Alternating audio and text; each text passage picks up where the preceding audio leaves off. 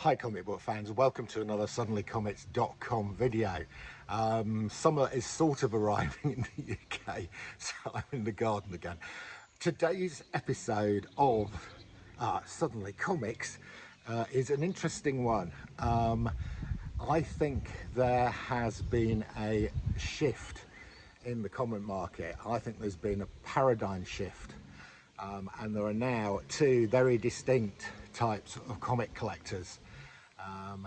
One of them I'm going to call the old school old tat collector who sits over here, and the second one I'm going to call the modern rubbish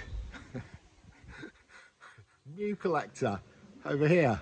Okay, so imagine there's two circles and there's a bit of an overlap, so that there's a crossover, and there's some people who do collect both old tat and modern rubbish.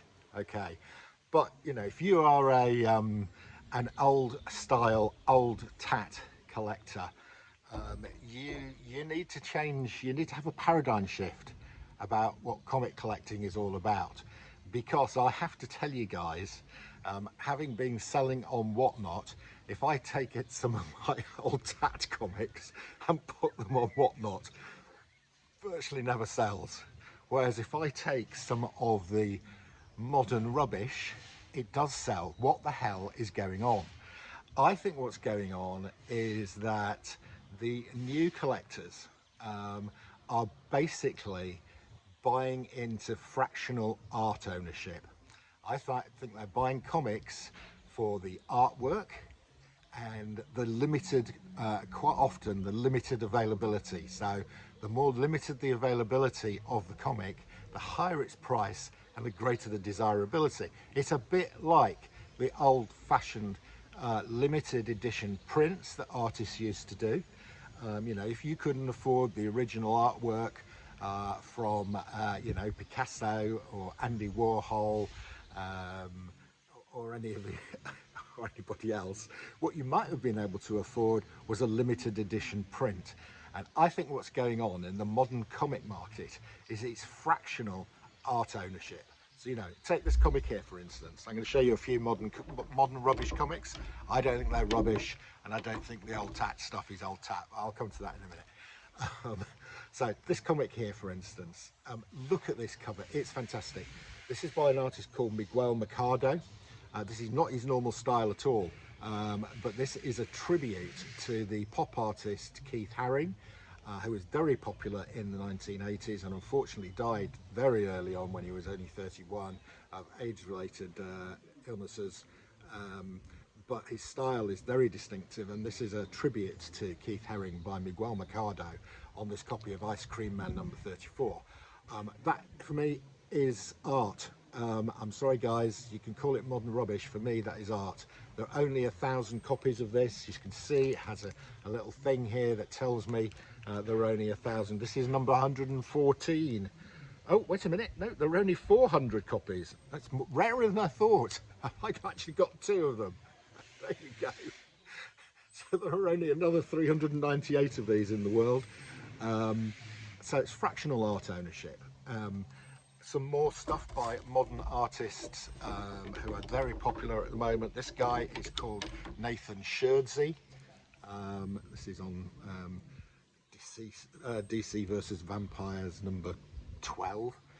But Nathan Shersey, very popular, very famous now for doing tattoo covers. This isn't one of his tattoo covers.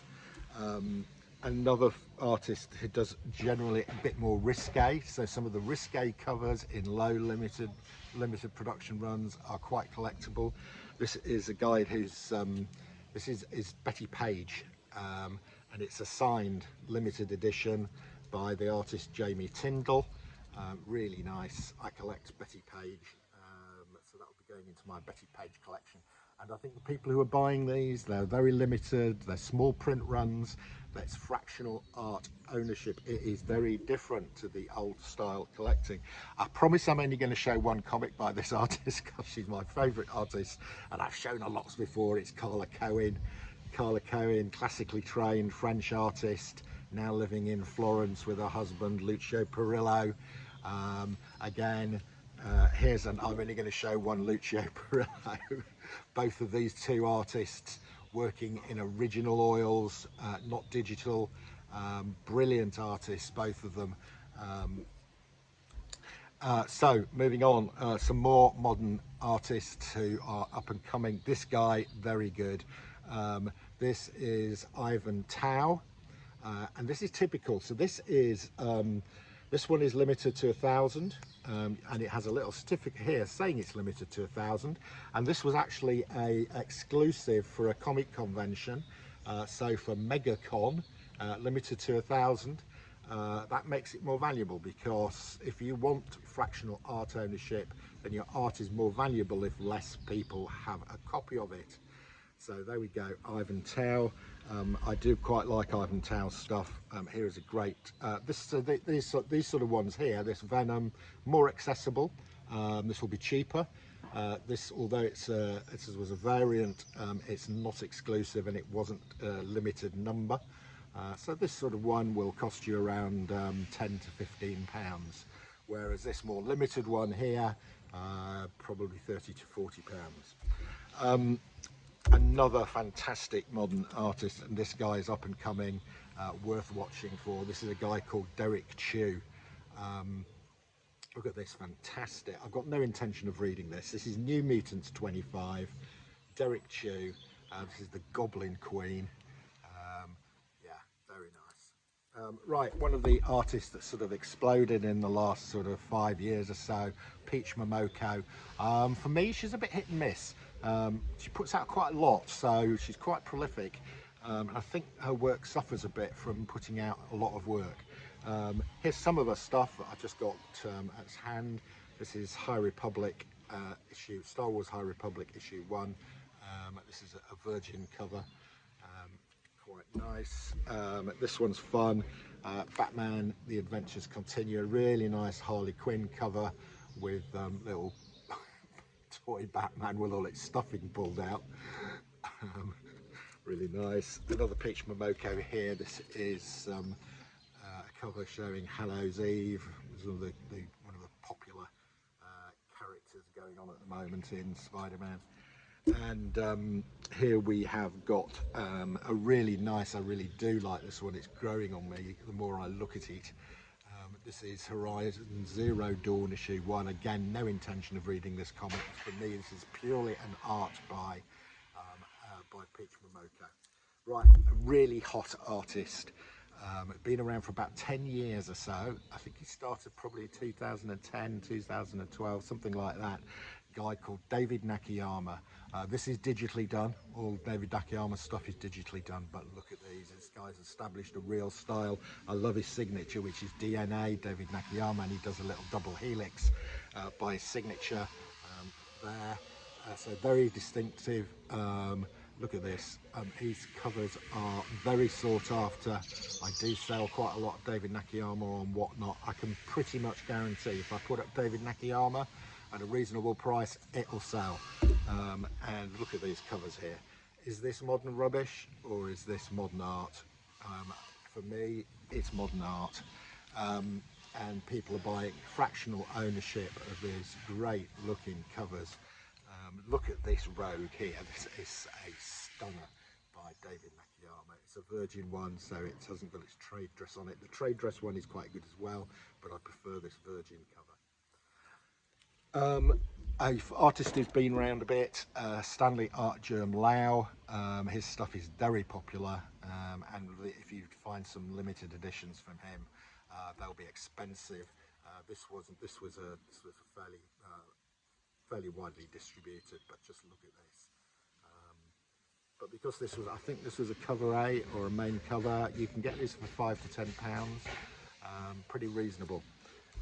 Next up, we have got another Stanley Art Germ Lau, but this one, great looking cover. This is a Goblin Queen again on New Mutants 25, but this is a 1 in 50 incentive variant. So effectively you had to buy 50 copies of this. If you were the retailer, you had to buy 50 copies of New Mutants 25 in order to get this cover. I don't think many retailers were buying 50 copies of New Mutants 25.